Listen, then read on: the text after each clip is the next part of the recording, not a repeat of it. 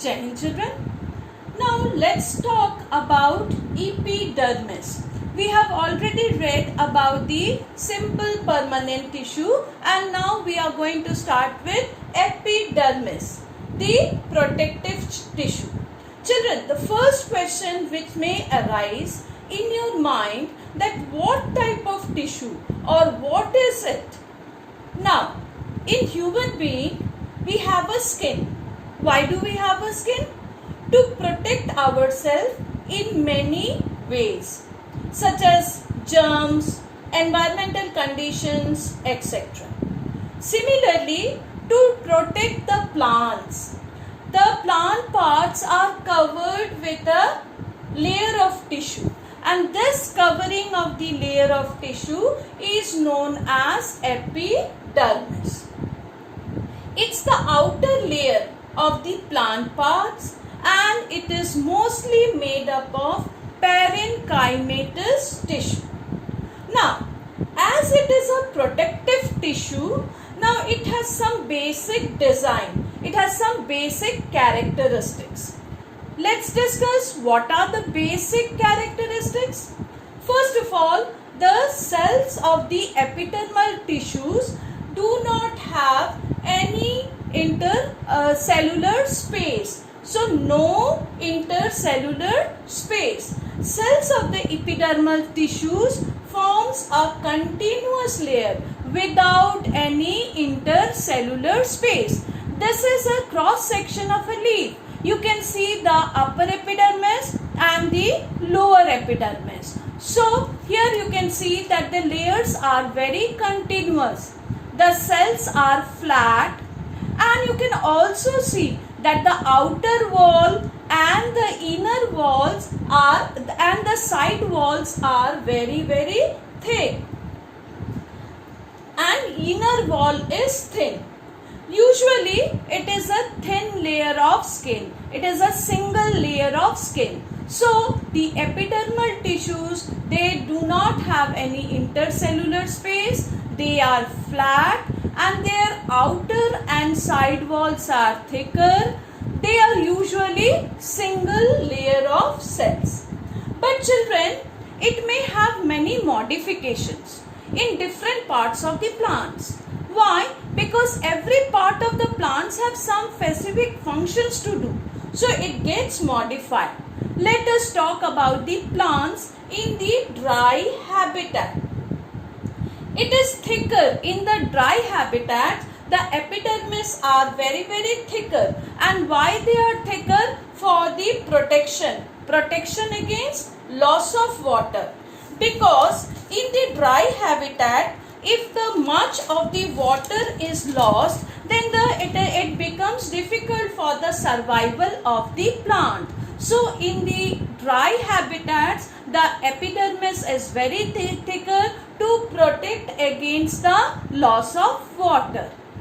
In the aerial plants, what we find?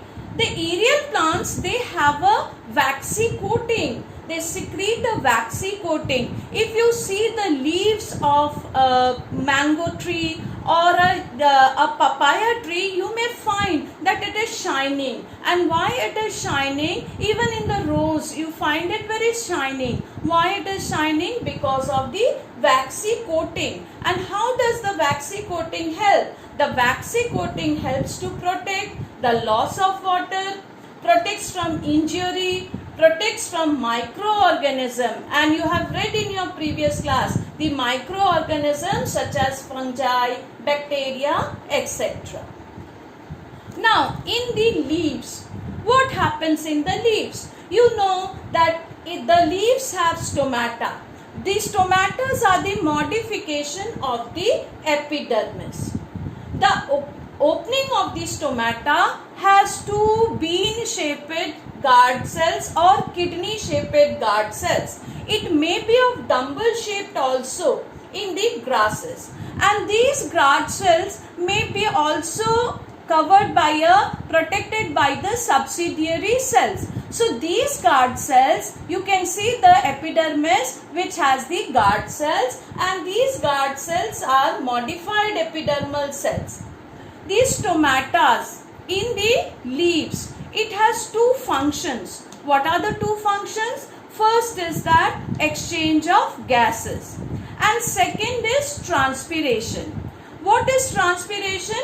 Giving out of extra water through the stomata. So stomata in the leaves have two functions. One is exchange of gases and other is the transpiration. Next we talk about the epidermis in the roots. In the roots, the unicellular tubular tube-like structure called root hairs are made. And you know that roots have the main functions of absorption of water. Now, root hairs, what does they do? They increase the surface area of absorption. So, in the roots, they have root hairs. These are the root hairs. And what does root hair do? It increases the surface area for absorption. Next, we talk about the desert plants. In the desert plants, Opuntia, in the desert plants, you know that it has a thick coating, and that thick coating is made up of cutin. The desert plants, they have a covering, and then there is cutin present in the desert plant. And what does it do? It prevents the loss of water. So in the desert plant, the epidermis has a cutin layer. Now, in the older plants, what happens in the older plants? The secondary meristem or the lateral meristem, it cuts off thin layer on the outer side. This epidermal layer becomes many layers thick, and this many layers thick epidermal cells are called as cork or bark of the tree.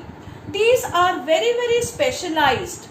They are dead and are very closely arranged. They are dead, very closely arranged without intercellular space. They also have a chemical deposition, and the name of the chemical deposition is suberin. The chemical deposition is suberin, and it does not allow the gases and water to go in. So it makes it impervious to water and gases. So we find that it may have the waxy coating in the aerial layers, aerial parts of the plant. It may have stomata in the leaves. It may form into root hairs in the roots. In the desert plant, it may have a deposition called cutin, and in the corks, it may have the suberin. And suberin, as you know, as we discussed, it makes the cork impervious to water and the gases. So we can see that epidermis, the protective layer, is modified in many ways to help the plants in different ways. Thank you, children.